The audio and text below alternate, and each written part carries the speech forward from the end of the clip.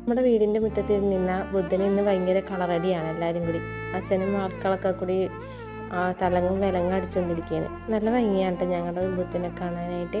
പക്ഷേ ഇതിൻ്റെ മേത്തു നിന്നൊക്കെ പെയിൻ്റൊക്കെ പോയി ആകെ ഭംഗിക്കുറവായിക്കൊണ്ടിരിക്കുകയാണ്. അപ്പം കുറച്ച് പെയിൻ്റ് ഇരിക്കണതെങ്കിൽ ബുദ്ധനെ അടിക്കാമെന്നും പറഞ്ഞ് അച്ഛനും മക്കളും കൊണ്ട് അടിക്കുകയാണ്.